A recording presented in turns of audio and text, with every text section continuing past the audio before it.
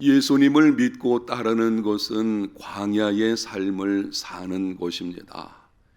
광야의 삶은 축복입니다. 광야의 삶이 실제 우리 삶에서 축복으로 다가오게 되려면 반드시 버려야 할 것, 탐욕, 탐심이라 지난번 시간에 말씀을 드렸고, 조심하고 조심해야 될 것, 어제 새벽에 말씀을 드렸습니다. 뭘 조심하라 그랬죠? 말에 조심해야 된다. 오늘은 광야의 삶에서 성공하는 인생이 되려면 선택을 잘 해야 합니다. 배우자를 잘 선택해야만 행복한 가정을 살아갈 수가 있을 것이고, 내게 맞는 직장을 선택해야만 일하는 즐거움을 가질 수 있습니다. 그저 월급 많이 준다고 해서 덜컥 선택할 것이 아니고, 과연 그곳이 하나님께서 보내시는 내게 맞는 직장인지를 신중히 기도하는 중에 선택을 해야만 일하는 즐거움이, 일할 때마다 재미가 있고, 그래서 거기서 참된 성공이 찾아오게 되는 것입니다. 교회를 잘 선택해야만 바른 신앙생활을 할 수 있게 될 것이고, 친구들, 사람들을 만나는 것도 마찬가지죠. 좋은 친구들을 잘 선택해서 사귀어야만 바른 길을 걸어갈 수가 있게 되는 것입니다. 오늘 함께 하시는 여러분 모두는 광야 같은 인생길에서 선택을 잘함으로 신중하게 충분히 기도하는 중에 선택함으로 성공하는 인생의 걸음이 되시기를 예수님 이름으로 축복합니다. 오늘 본문에 보게 되면 르벤 자손과 갓 자손이 모세와 제사장 엘르하살 그리고 이스라엘 지휘관들을 찾아와서 요청을 합니다. 야셀 땅과 길르앗 땅을 우리에게 주옵소서. 그렇게 부탁하는 이유가 본문 1절에 말씀을 합니다. 르벤 자손과 갓 자손은 심히 많은 가축대를 가졌더라. 그들이 야셀 땅과 길르앗 땅을 본즉 그곳은 목축할 만한 장소인지라.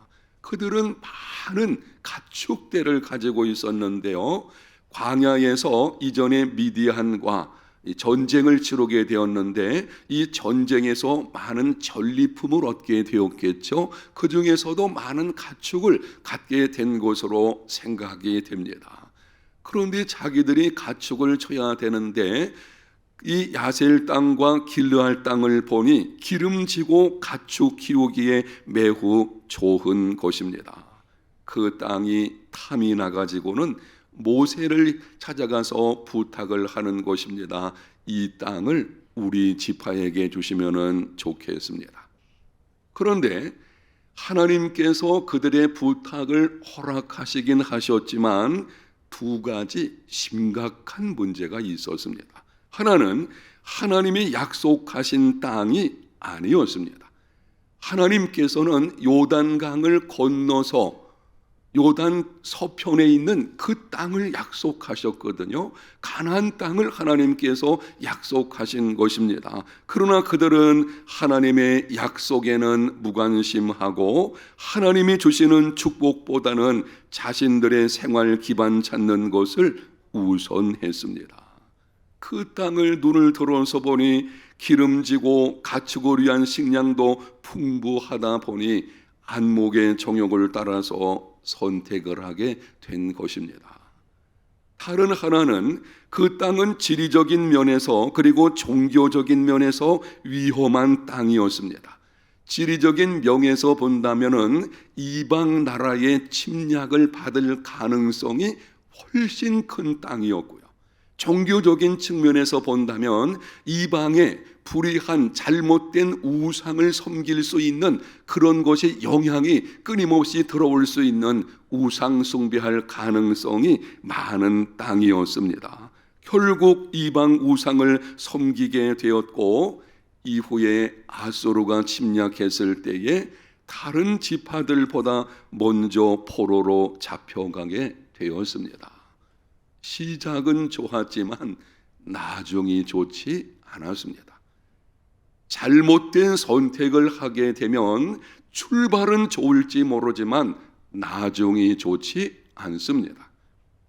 여기서 이렇게 한번 질문을 해볼 필요가 있을 것입니다. 잘못된 선택이라면 왜 하나님께서 그 땅을 허락하신 것일까? 하나님께서 모세를 통해서 안 돼. 물론 모세는 처음에 안 된다고 해서요. 그런데 이런저런 일들 가운데서 하나님이 허락하신 것을 보게 되는데, 어쨌든 왜 하나님께서 막지 않으시고 그냥 허락을 하신 것일까? 여러분, 하나님은 당신의 자녀들이 선택하실 때에 그것을 존중하십니다. 물론 예수님을 믿고 막 초신자인 경우는 하나님의 주권을 가지고 인도하십니다. 애굽에서 나온 이스라엘 백성들 생각해 보십시오. 가나안 땅으로 올라가는 지름길이 있었지만 광야길로 돌려 인도하셨어요. 물어보지 않으셨어요. 선택권 주지 않았어요. 처음에는 그들이 감당할 만하지 않기 때문에 하나님께서 전적인 주권을 가지고 광야길로 인도하시고 지금까지 이끌어 오신 것을 보게 됩니다. 그런데 광야 오랜 세월 동안 거의 40년 막바지가 아니겠습니까? 훈련받고 이제는 믿음이 어느 정도 성장한 후에는 선택을 하게 두십니다. 선택을 존중히 여겨주십니다. 그런데 거기에 책임도 지게 하십니다. 선택을 하도록 하시지만 그에 대한 책임도 감당하게 하신다는 것입니다. 잘못된 선택을 했다면 그 잘못된 것에 대한 열매를 거두게 되죠. 여러분, 하나님이 그 열매를 그냥 거두게도 하십니다. 그래서 우리는 바른 선택을 해야 하는 것입니다. 잘못된 선택은 처음에는 좋을지 모르지만 나중이 좋지 않습니다. 아브라함의 조카 롯의 경우도 마찬가지였습니다. 창세기 13장을 보게 되면 아브라함의 목자와 롯의 목자들이 다툼을 벌였습니다. 그 땅에 이방인들이 하나님을 섬기는 가정들이 싸우는 것을 보고 아브라함이 속이 상했죠. 그래서 롯을 불러서 말을 합니다. 네가 우하면 나는 좌하겠고 네가 좌하면 나는 우하겠다. 양보했죠.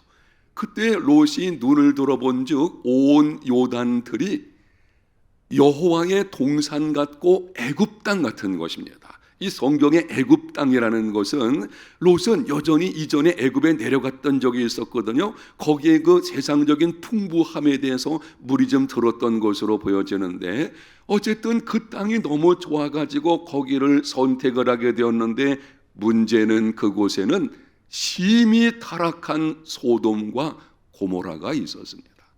소돔 성으로 이사를 가게 되었고 그 땅에 살다가 하나님의 심판 때에 모든 것을 잃어버리는 결과가 찾아오게 된 것입니다.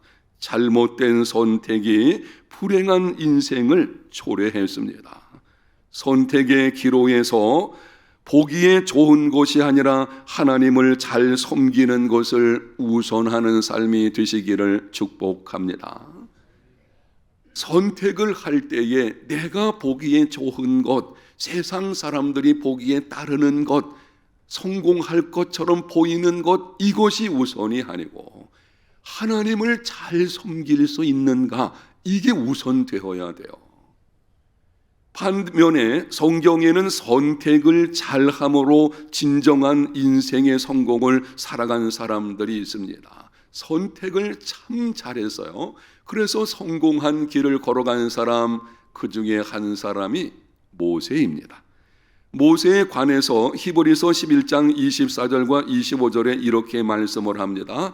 믿음으로 모세는 장성하여 바로의 공주의 아들이라 칭함받기를 거절하고 도리어 하나님의 백성과 함께 고난받기를 잠시 죄악의 낙을 누리는 것보다 더 좋아하고, 모세는 장성했을 때에 선택의 기로에 서게 되었는데요, 바로의 공주의 아들이라 칭함을 계속 받을 것인지 아니면 하나님의 백성들과 함께하는 길을 걸어갈 것인지, 이 선택의 기로인데 바로의 공주의 아들이라는 칭함을 받는 것은 장래가 보장된 거예요.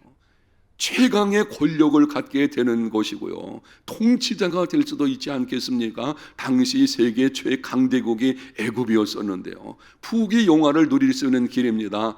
하나님의 백성들과 함께하는 길은 종의 신분으로, 그 당시 이스라엘 백성들의 신분이 종이었거든요. 종의 신분으로 내려가는 것이요, 고난의 길을 걸어가는 것입니다. 그럼에도 모세는 하나님의 백성과 함께 고난받는 길을 선택했습니다. 틀림없이 당시 애굽 궁전 안에 모세의 친구들이 있었을 거예요. 성경에 기록이 되지 않아서 그렇지 그들이 말했겠죠. 너 이렇게 어리석으냐? 너 지금 가만히 있으면은 정말 최고의 통치권을 가질 수도 있는데 어떻게 그 모든 부귀영화를 다 포기하려느냐? 어리석은 사람이라고 했겠죠. 근데 모세는 하나님의 백성과 함께 고난받는 길을 선택을 했습니다. 이유를 히브리서 11장 26절에 두 가지를 말씀을 하는데요. 그리스도를 위하여 받는 수모를 애굽의 모든 보화보다 더 큰 재물로 여겼으니 이는 상 주심을 바라봄이라. 모세가 그렇게 선택한 이유가 있습니다. 하나는 그리스도를 위하여 받는 수모를 애굽의 모든 보화보다 더 큰 재물로 여겼기 때문이다. 여기 여긴다는 말은요, 가치관의 문제를 말하는 것입니다. 모세는 당시 애굽의 황금 만능주의 가치관을 거절하는 거예요. 하나님 중심의 가치관을 가지고 있었던 것입니다. 바로 이 바른 가치관이 그로 하여금 선택을 하게 한 것이고, 다른 하나는 상 주심을 바라보았기 때문입니다. 현재의 고난은 장차 나타날 영광과 비교할 수 없도다. 아멘. 바울의 고백이잖아요.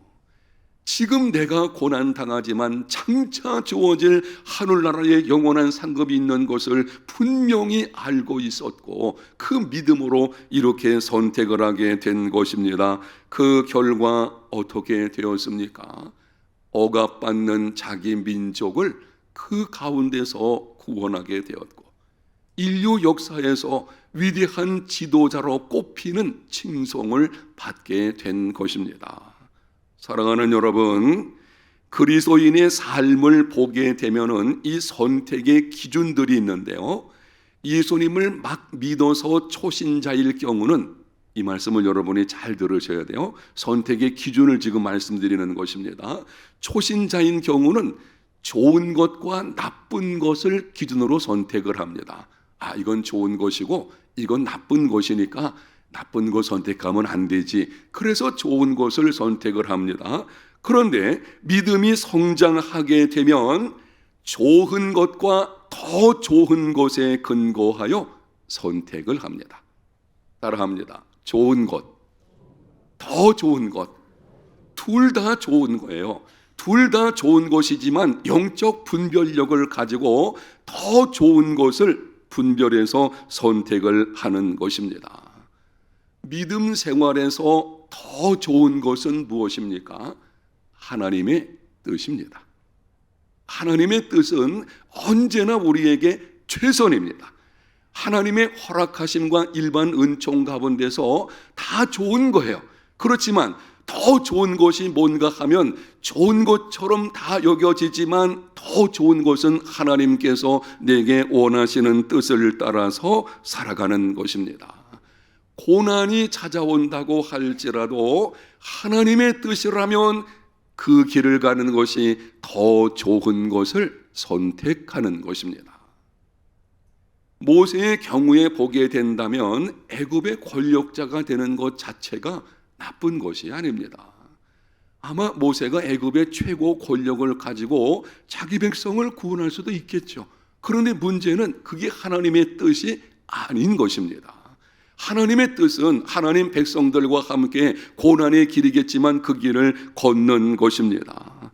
좋아 보여도 그렇게 하면 성공할 것 같아도 하나님의 뜻이 아니면 아니요 라고 말할 수 있고, 고난이 있다고 할지라도 하나님의 뜻이면 예 라고 선택할 수 있는 믿음의 삶이 되시기를 축복합니다. 선택의 기로에서 성경적 가치관을 가지고 더 좋은 것을 선택을 하십시오. 한 번 더 말씀드리기 위해서요. 선택의 기로에서 성경적 가치관을 가지고 좋은 것과 더 좋은 것 중에 더 좋은 것을 분별해서 선택할 수 있는 이 삶이 되어야 합니다. 확인합니다. 우리에게 더 좋은 것은 무엇입니까? 하나님의 뜻입니다. 하나님의 말씀이 더 좋은 것입니다. 우리는 고난이 있느냐 없느냐 이런 걸 가지고 좋고 나쁨이나 아니면 더 좋은 것을 생각하게 되어지죠. 뭐 고난이 있다고 나쁜 것은 아닌데 어쨌든 고난이 없는 것이 더 좋은 것 이런 방식으로 생각하지만 우리의 선택은 거기 근거하는 거 아닙니다. 다 좋지만 더 좋은 것이 뭘까? 그럼 그것이 무엇이냐?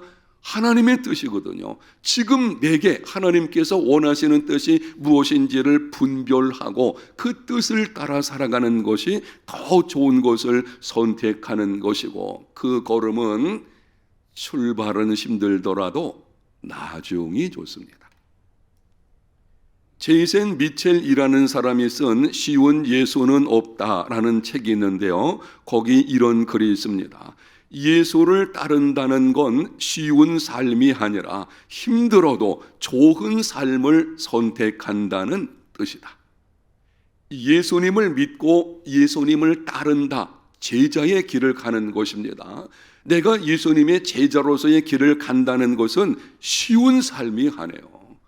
예수님이 분명히 말씀을 하셨잖아요. 누구든지 나를 따라오려거든 자기를 부인하고 자기 십자가를 지고 따를 것이니라. 주님을 따르는 건 쉬운 삶이 아닙니다. 그럼 어떤 삶인가요? 힘들어도 좋은 삶을 선택한다는 것입니다.